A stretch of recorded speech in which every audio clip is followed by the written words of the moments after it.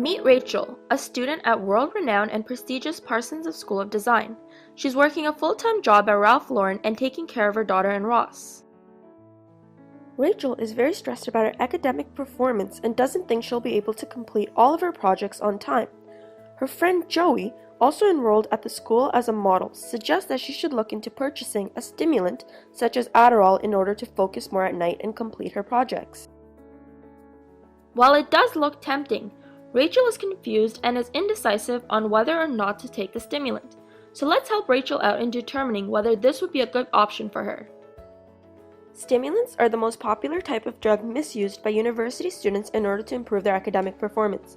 A study found that the most common used stimulant for university students was Adderall, as 71.4% of the students surveyed were using it. That is quite a shocking number, especially given that around 70% of dentistry, pharmacy, and medical students were also found to be illicitly taking the drug. So why is it that students who are supposed to be so medically informed about drugs are also abusing it? Let's take a look into the reasons behind why the drug is taken.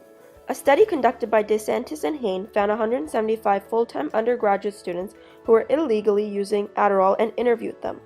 The four major arguments presented by the student population included comparison and contrast. This was the most common justification for taking the drug. It was being taken for better grades rather than for a negative outcome such as getting a high. The second one was the moderation argument. Unlike other drugs, Adderall users are strategic and normally take it during periods of high academic stress. Therefore, they feel very little guilt or anxiety of using an amphetamine as its use is occasional or rare. The third one was self-medicating argument. Students self-diagnose themselves with ADHD because they have difficulty focusing and therefore physiologically and morally justified the use of the drug. The last argument was the minimization argument. They minimized the serious nature of amphetamines by assuming Adderall may be just as acceptable as an anti-fatigue aid, which is very similar to coffee. Rachel, wait. I know those arguments sound pretty strong, but there's more you should know before deciding whether or not to use the drug. Let's look at a review done by Smith and Farrow where they reviewed studies from 40 labs and looked at the effects of Adderall on cognition. The effects on cognition were assessed by various learning tasks such as rote memorization of visual and verbal material. The data suggests that there is an improvement in rote learning task performance after using a stimulant such as Adderall. However, these studies only found correlations in rote memory tasks, not complex memory, which is what is more likely to appear on a university exam. In order to determine whether there are any improvements in executive functioning, a study they reviewed assessed the effects of Adderall on working memory. The evidence showed a mix of finding of enhancement and null results. The small enhancement was mainly found in subjects with lower cognitive performance. Therefore, the drug is more effective in correcting a deficit rather than enhancing performance. The drug is found to enhance some functioning. However, it is dependent on baseline performance of individuals, as lower performing individuals become more enhanced than high performers. Thus, the drug does not offer much help to people with greater intellectual ability. Moreover, the placebo effect can also play a huge role in thinking we have become more focused. Lobby and Earlywine examined whether the placebo effect influenced reports of cognitive performance among college students.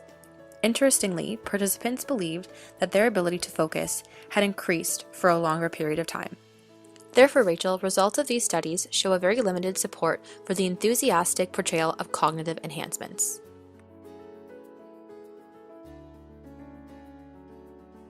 The issue is, Rachel, though the drug may not be portrayed negatively within the media, it has very adverse effects as it is an amphetamine. Some of the major side effects include loss of appetite, insomnia, weight loss, agitation, and urinary tract infections. Large doses can lead to schizophrenia, seizures, cardiovascular disease, and even death.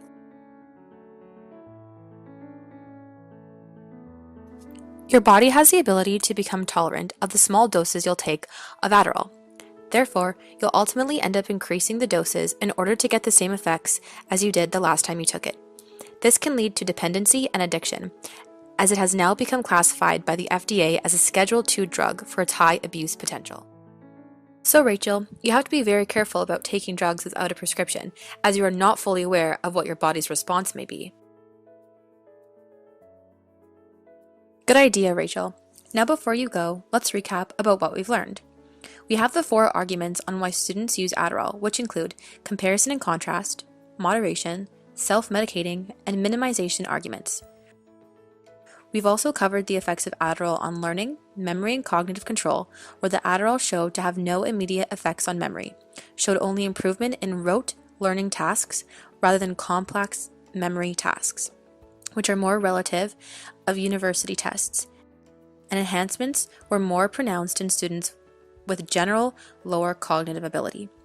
There was also a significant role of the placebo in improving cognitive ability, and we reviewed the collateral effects associated with abusing the drug.